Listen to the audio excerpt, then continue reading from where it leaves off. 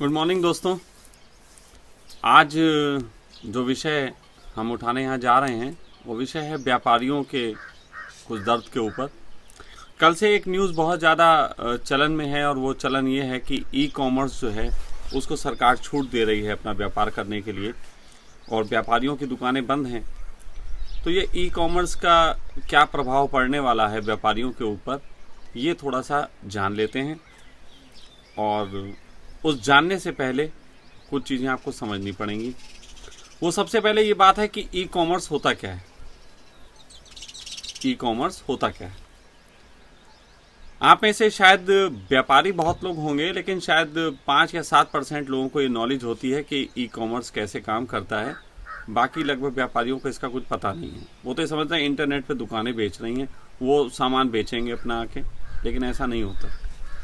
E commerce एक व्यवस्था है जिसमें हर व्यापारी अपना अकाउंट बना सकता है। उसके लिए उसे थोड़े कुछ चीज़ों की ज़रूरत होती है, कुछ रजिस्ट्रेशन, कुछ जो भी फॉर्मेलिटीज़ होती हैं, इसमें जीएसटी वगैरह का भी आपका रजिस्ट्रेशन होना चाहिए। उसके बाद आपका ऑफिस वगैरह वो जांच एक बार करते हैं कि हाँ ठीक है, वेरीफाई करते हैं। उसके बाद आपको ई कॉमर्स की परमिशन मिल जाती है। ई कॉमर्स में कोई भी बैठा हुआ अमेरिका में जो अमेजॉन चला रहा है वो आपके यहाँ नहीं आता। आपके शहर के व्यापारी होते हैं, वो बताते हैं हमारे पास ये माल है। आपके शहर में ही खरीदने वाले लोग होते हैं जो बताते हैं हमें ये चाहिए, और आपके शहर में ही डिलीवरी बॉय होते हैं जो उसको पहुंचाने का काम करते हैं। This is e commerce. मतलब ऐसा कुछ भी नहीं है कि जिसमें ई कॉमर्स कंपनी कुछ कर रही हो, वो सिर्फ होम डिलीवरी को ही ई कॉमर्स का दर्जा दिया जाता है। अब उसमें एक खेल है जिस खेल के तहत आप सब लोग लपेटे में आने वाले हो। छोटे व्यापारी तो मरेंगे। जैसे एक छोटा व्यापारी जो कि मोहल्ले में दुकान खोलता है, वो एक कोई सामान 100 रुपए का खरीद के लाता है होलसेलर के पास से। होलसेलर के पास से जब 100 रुपए का सामान खरीद के लाता है तो वो उसको अपने प्रॉफिट के साथ 115 रुपए का बेचता है। 110 रुपए, 115 रुपए का बेचता है। होलसेलर वही चीज जो है वो 2 या 3% के मार्जिन पे, कभी कभी 1% के मार्जिन पे भी उन लोगों को अवेलेबल कराता है। अब यहाँ पे अगर ई कॉमर्स कंपनी कोई भी आई तो उसमें होलसेलर भी अपना अकाउंट बना सकता है, जो ज्यादातर बना लेते हैं, और रिटेलर भी अपना अकाउंट बना सकता है। अब रिटेलर क्योंकि होलसेलर से लेके आया है, इसलिए वो 100 रुपए की चीज को 110 बेच के ही कमा सकता है। और जब वो 110 रुपए की चीज बेचेगा तो उस पे ये कंपनियां अपना 10% का मार्जिन और प्लस करती हैं। वो 10% का मार्जिन प्लस करके आपके पास सामान पहुंचता है 120-25 रुपए का। ऐसी कंडीशन में फिर आप सर्च मारते हो कि हमें सबसे सस्ता कौन दे देगा। जब आप ये मारते हो सर्च कि सबसे सस्ता कौन दे देगा, तो उस सर्च मारने में फिर आपको वही सामान जो 125 रुपए में मिल रहा था, वही सामान अगर होलसेलर ने भी लिखा हो कि मैं बेचना चाहता हूं, तो होलसेलर की वो 100 रुपए की कीमत उस पर 10% लगा के 110 रुपए में आपको उपलब्ध हो जाता है। अब आप ये बताओ, आपको जब घर बैठे खरीदारी करनी है तो आप 125 रुपए का सामान खरीदना पसंद करोगे या वही सामान 110 रुपए का खरीदना पसंद करोगे? निश्चित ही आप 110 रुपए का खरीदना पसंद करोगे। लेकिन यही 110 का सामान आप किसी की दुकान पे भी जाके ले सकते थे, आपको मिल जाता, क्योंकि 10% वो व्यापारी भी खा रहा जो छोटा व्यापारी था। तो बहुत सिस्टमैटिक ढंग से आपको ये सिखाया जा रहा है कि आप ई कॉमर्स से खरीदारी करो। और हमारे देश में जितने भी व्यापारी व्यापार करते हैं, जितना भी सामान खरीदा जाता है, अगर वो सारा ई कॉमर्स से बिकने लगा तो आपको मालूम है 5 साल के अंदर अमेजॉन दुनिया के सबसे रिचेस्ट आदमी हो गया। 5 साल के अंदर। और उसने एक भी चीज नहीं बेची अपने पास से। उसने सिर्फ एक व्यवस्था गाठी, आप ही को नौकर रखा सामान पहुंचाने के लिए। आपका ही सामान था और आपके ही खरीदने वाले लोग थे, और हर व्यक्ति से जितना भी उसने खरीदारी की उसका 10% अमेजॉन लेता चला गया। यार क्या गजब का बिजनेस है, क्या प्यारा बिजनेस है। अभी मैं कल ही न्यूज देख रहा था कि अमेजॉन के मालिक 25 खरब डॉलर इस महीने कमाए हैं। 25 खरब डॉलर। अब मैं इसका अकाउंट अगर सब बनाने चलूं तो इसमें कितने लोग जो थे वो अपने घरों की रोटी चला सकते हैं, जो कि ऑलरेडी चलाते थे। एक आदमी आपके यहाँ सामान पहुंचाने के लिए, एक फुटकर विक्रेता होलसेलर से सामान लाके अपनी साइकिल पे रख के, अपने स्कूटर पे रख के, वहाँ से सामान लाके आपको सप्लाई करता था और 10% का मार्जिन लेता था, जिसके उसके बीवी बच्चे बैठ के खाते थे। अभी जो है लॉकडाउन पे ये नियम आने के बाद कि अब आपने नोटिस किया, शुरू से छोटी दुकानें बंद की गई, होलसेलर खुले रहेंगे और होलसेलरों को कोई रोक टोक नहीं की गई। होलसेलर्स को कोई रोक टोक नहीं की गई क्योंकि उनका ये प्लान तभी था। मैं उस समय भी वीडियो डालने को था, लेकिन आप लोग भी तंग हो जाते कि यार क्या आदमी है, हर आदमी पीछे पड़ा है, हर बात को गलत बता रहा है। लेकिन होलसेलर को खोले रखने के पीछे यही साजिश थी। अब मेरी बात कई होलसेलर भी सुन रहे होंगे, वो कहेंगे अरे यार हमारा धंधा तो चल रहा, हम क्यों सोचें। तो डियर सावधान हो जाओ, होलसेलर्स भी एक दिन होलसेलर्स नहीं रहेंगे, क्योंकि होलसेलर्स को जो माल सप्लाई करते हैं फिर धीरे धीरे वो अकाउंट बना लेंगे, और वो अकाउंट बना लेंगे तो उनका और सस्ता पड़ेगा। यानी कि होलसेलर्स भी लपेटे में आने वाले हैं। आप में से बहुत लोग इस बात को बिलीव शायद ना करें, लेकिन थोड़ा सर्च मारिएगा और आपको पता लग जाएगा कि स्विट्जरलैंड के अंदर मात्र 5 व्यापारी हैं जो व्यापार करते हैं, बाकी सब एम्प्लॉय हैं। जैसे आप में से बहुत लोग सुन रहे हैं, आप में से बहुत से लोगों के पास फ्रेंचाइजीज होगी, किसी कंपनी के फ्रेंचाइजीज, किसी कंपनी के फ्रेंचाइजीज। क्या फ्रेंचाइजीज का मतलब आपको ये समझ में आता है कि आप व्यापारी हो? नहीं, फ्रेंचाइजीज का मेरा मतलब है कि आप नौकर हो, एक अच्छे शब्द में जिसको व्यापारी कहा जाता है। आप व्यापारी नहीं। व्यापारी तो वो होता है जो अपनी स्वतंत्रता के साथ माल को इधर से उधर करते, डिस्ट्रीब्यूट करके और अपना काम चलाता है, अपने तरीके से उसमें अर्निंग के रास्ते खोलता है। और व्यापारी का एक काम होता है जो काम अमेजॉन भी करती है। व्यापारी का एक काम होता है कि कस्टमर के पास सस्ते से सस्ता पहुंचाना और उसके बीच में ही अपना मार्जिन तय कर लेना। लेकिन वो एक एक व्यापारी जब 2-2 व्यापारी करते हैं, या हिंदुस्तान के अंदर लाखों व्यापारी हैं वो ये कर रहे हैं, तो लाखों लोगों की रोटी चल रही है। लेकिन जब कोई एक अमेजॉन कंपनी उन सबको आके एक केवल मोबाइल के अंदर ऐप डाल के अपना काम करती है, तो हजारों लाखों लोगों की रोजी रोटी को एकदम धक्का लगता है। अभी आप लोग तो सिंपली बात उठा रहे हैं कि लोगों ने अपना माल घर में भरा हुआ है, टीवी, फ्रिज, कूलर, इस तरीके की चीजें अपनी दुकानों में भरी हुई हैं, उसका क्या होगा? वो खराब हो जाएंगी। अमेजॉन ने एक और खोज की है, वो भी आपको बता देता हूं। अभी तो आपको कुछ लोगों को लग रहा होगा यार कोई दिक्कत नहीं है इसमें क्या है, कुछ लोगों को रोजगार मिल रहा, कुछ लोग घरों में सामान पहुंचा रहे हैं, कम से कम उनको रोजगार मिल रहा। अब जरा उससे भी आगे की बात सुन लो। अमेजॉन ने इस तरीके की व्यवस्था की है, कि अमेजॉन ड्रोन के माध्यम से आप सबके घर में डिलीवरी करने का एक प्रोजेक्ट तैयार कर चुका है।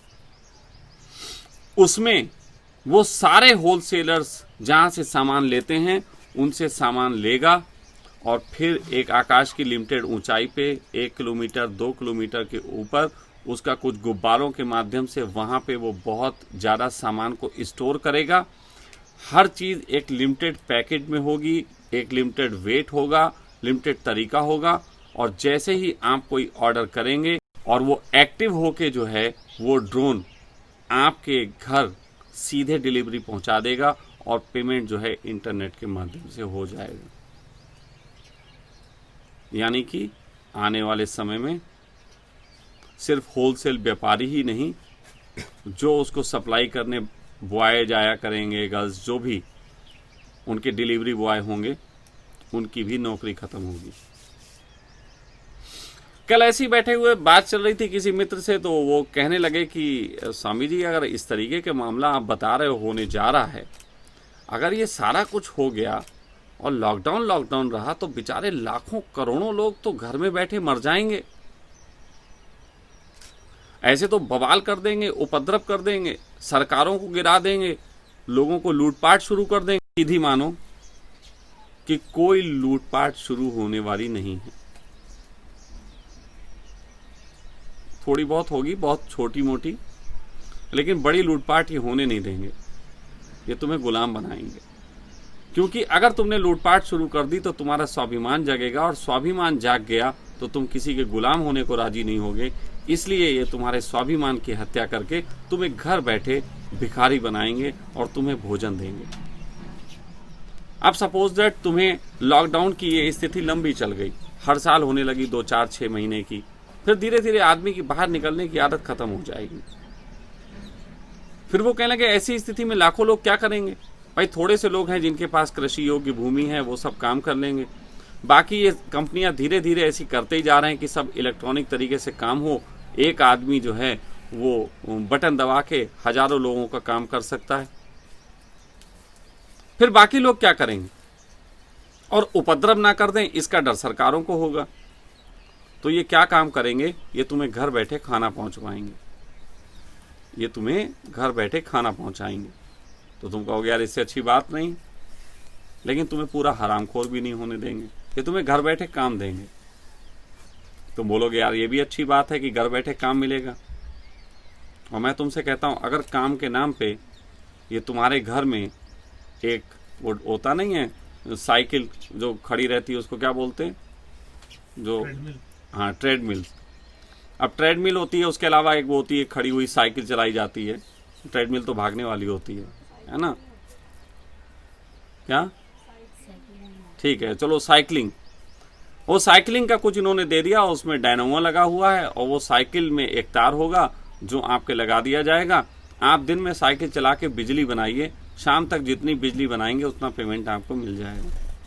आपके घर में 5 लोग हैं तो 5 साइकिलें ले लीजिए, घर में बैठे बिजली बनाइए। हम सब अपने घर में बैठे बिजली बनाने का काम करेंगे। लॉकडाउन किसी को कोई क्रोध नहीं आएगा, किसी का बम नहीं फूटेगा। पैसा कहाँ होगा?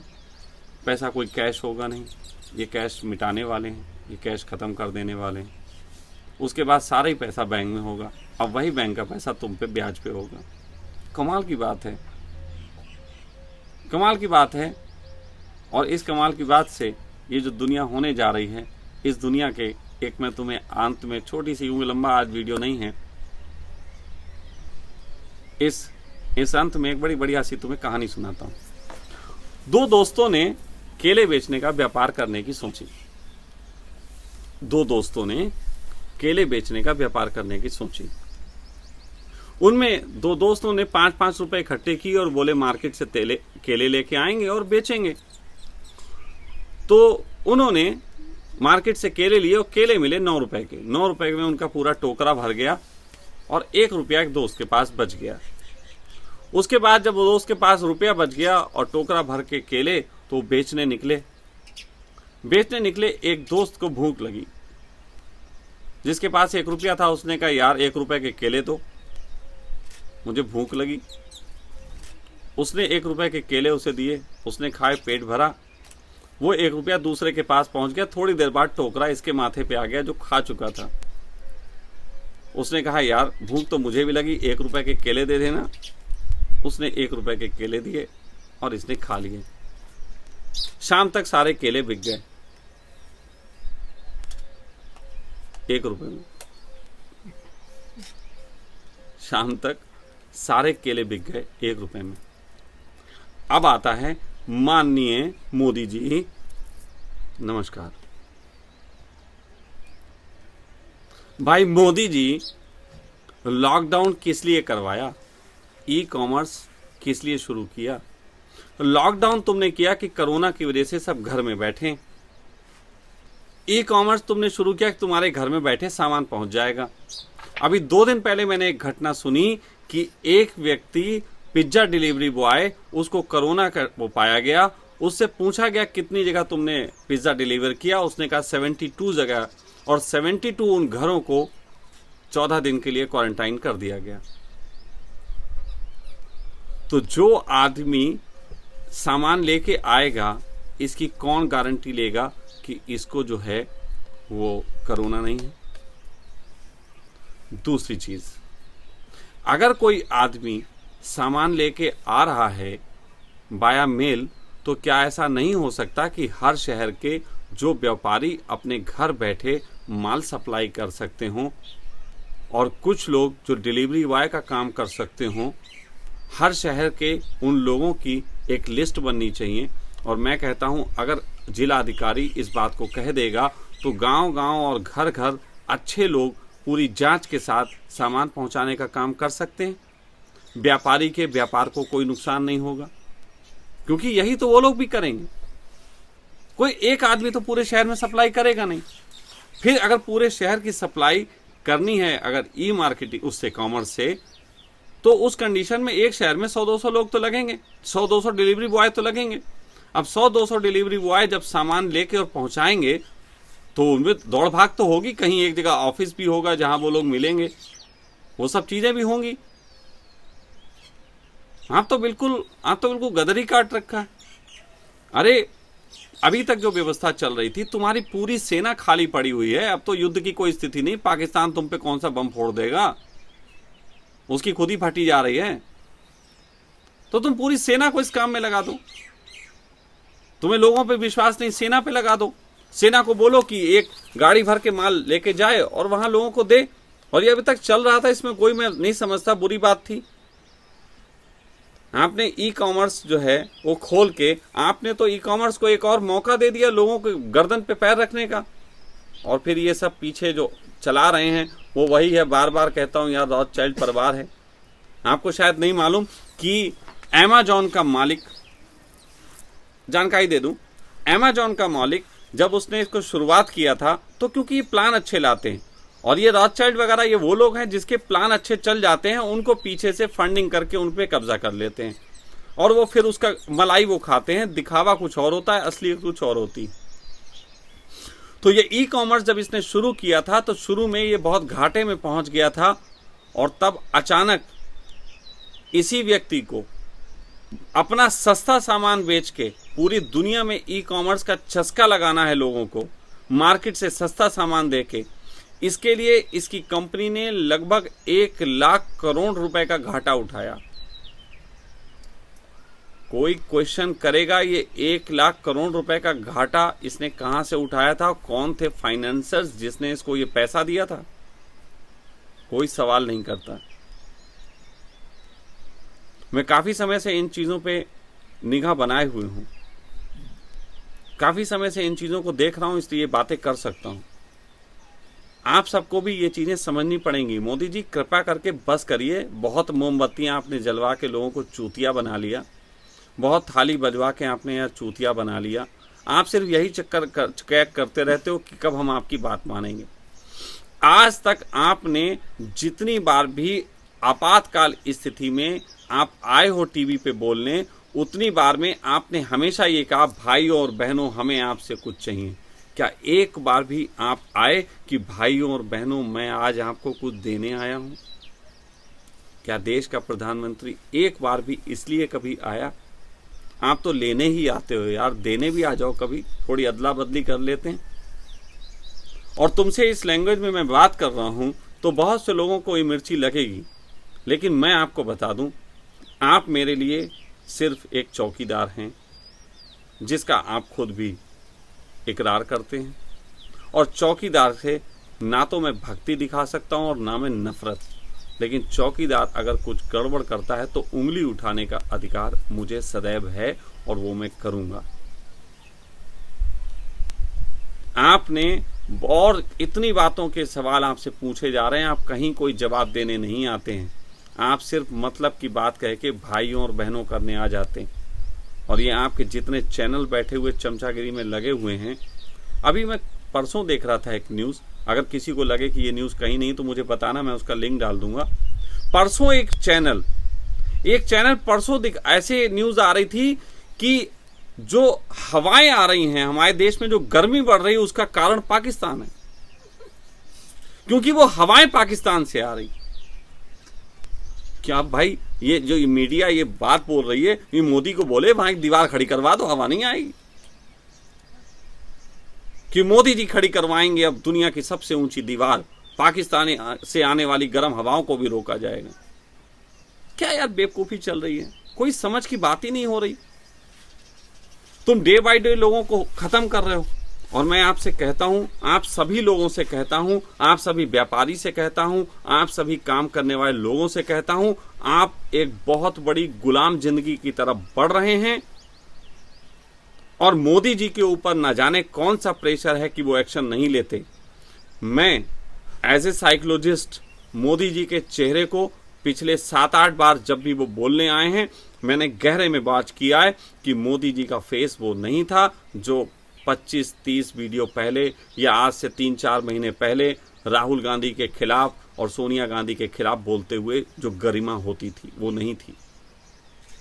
मोदी के चेहरे पे सीधी सीधी एक बात थी, जैसे एक पर्चा बना के दे दिया गया और वो लिख के ये पढ़ के बोल रहे हैं। पूरी तरीके से बात में दम भी नजर नहीं आता। मोदी जी कौन सी आप दिक्कत में हो मुझे बताओ, मैं दिक्कत आपकी समझूं। पहली दिक्कत ये हो सकती है कि आपको WHO की तरफ से और विश्व बैंक की तरफ से ये दबाव हो कि यदि आप हमारी नहीं मानोगे, हमारी गाइडलाइन फॉलो नहीं करोगे तो हम आपको फंडिंग बंद कर देंगे। मोदी जी यार, पहले हमने आपसे कहा है हम भूखे रह लेंगे, कम खा लेंगे, लेकिन इस ब्याज के झंझटों से मुक्ति करो, हमें अपनी इकोनॉमी खड़ी करो यार, अपनी एक निकालो। मैंने पूरा उस पर एक वीडियो बोला है, किसी को सुनना हो तो वो भी सुन ले, जाके पीछे वीडियो मिल जाएंगे। और अगर मोदी जी कहीं ऐसा है, जो मैं समझ सकता हूं ऐसा भी होता है, कि इतनी बड़ी जो ताकतें काम कर रही हैं, जिनका मैं बार बार नाम लेता हूं, रॉथचाइल्ड, रॉकफेलर्स, ये लोग जो हैं इनको सर्च मारो, रॉथचाइल्ड को सर्च मारो, सब लोग जानना शुरू करो कितनी बड़ी ताकतें, पूरे दुनिया की बैंकिंग सिस्टम। और हाँ, एक मोदी जी और है, आज मैं ये भी बता दूं कि हमारे देश में एक व्यक्ति है जो इस समय हमारा इकोनॉमिस्ट है, एडवाइजर है, सेन करके नाम है, पूरा नाम मुझे भी याद नहीं आ रहा, मैं उसका भी फोटो डाल दूंगा कि कहाँ पे क्या है। वो सेन जो है वो खुद 85 साल का बूढ़ा है, लेकिन उसकी 41 साल की एक वाइफ है, तीसरी वाइफ है, एक नहीं तीसरी, वो 2 मर चुकी हैं, तीसरी है। और वो 41 साल की जो उसकी वाइफ है वो रॉथचाइल्ड परिवार से है, जिसका पिता यूके के सभी बैंकों का मालिक है। ये एडवाइजर बैठे हैं। तो या तो मोदी जी आप इकोनॉमी कहां से कंट्रोल करोगे उससे घबरा रहे हो, या आपको इस तरीके के लोग गलत एडवाइस दे रहे हैं। एंड थर्ड थिंग, तीसरी बात जो बहुत सेंसिटिव है, मुझे कहते हुए थोड़ी सी झिझक होनी चाहिए लेकिन नहीं हो रही है, क्योंकि मामला बहुत बड़ा है।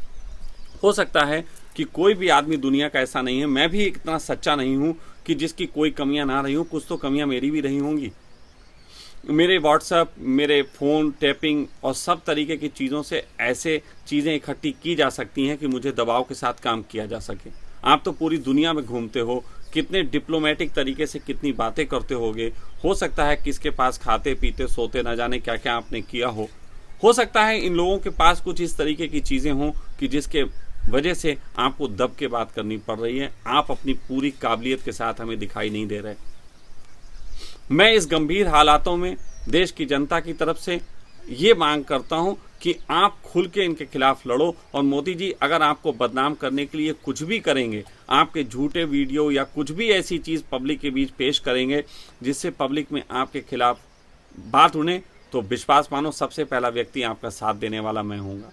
और आप भाइयों जितने लोग सुन रहे हो, आप सब भी इस बात को समझो कि अगर मोदी जी को किसी इस तरीके की साजिश का या किसी तरीके के दबाव के कारण उनसे गलत काम करा लिया जा रहा है, तो आप वादा करो कि ऐसी स्थिति में यदि मोदी जी कोई बड़े एक्शन की तरफ जाते हैं हिंदुस्तान को इस साजिश से बचाने के लिए, तो हम सब उनका साथ देंगे, चाहे उनको कितना भी बदनाम क्यों ना किया जाए।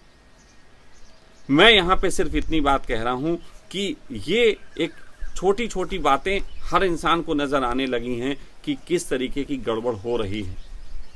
विश्व बैंक की साजिश छुपी नहीं है, WHO की साजिश छुपी नहीं है। WHO किस तरीके से काम कर रहा है उसका सबको पता लग रहा, लेकिन अंत में होगा क्या? अगर 2-4 साल बाद पूरी दुनिया को बर्बाद करके एक कमेटी भी बैठी तो WHO के कुछ पदाधिकारियों को, जिनका कोई दोष नहीं है क्योंकि वो पीछे से किसी के कहे पे काम करते हैं, उन लोगों को एक फांसी की सज़ा या कुछ दे दी जाएगी या सज़ा दे दी जाएगी, और विश्व बैंक का एक स्टेटमेंट आएगा कि हम अपने से समृद्ध WHO की शाखा का बहिष्कार करते हैं, इसने अभी तक करे गए कामों से हम सहमत नहीं हैं और हम एक नई संस्था का निर्माण करेंगे जो भविष्य में देश के लिए, दुनिया के लिए काम करेगी। बस टाएं टाएं फेस, हजारों लाखों लोग बर्बाद और उनके लिए सॉरी, नमस्कार। इतना ही कहना चाहता था, बाकी सब आप समझदार। व्यापार भाई, चाहो तो व्यापार छोड़ो, आ जाओ। सखा आश्रम में पूरी तैयारी चल रही मजदूर बनाने की, मेरे पक्ष देख लो, थोड़ा मजदूरी टाइप का ही हो रखा है। बाकी आपकी मर्जी है, मजदूर नहीं होना चाहते, व्यापारी रहना चाहते हो तो आगे बढ़ो। सिस्टम से लड़ने के लिए कुछ तो करना पड़ेगा, कहीं तो आवाज़ उठानी पड़ेगी, कुछ तो चीज़ कहनी पड़ेगी, और शुरुआत हम सबको ही करनी पड़ेगी। एक से काम नहीं चलेगा। नमस्कार।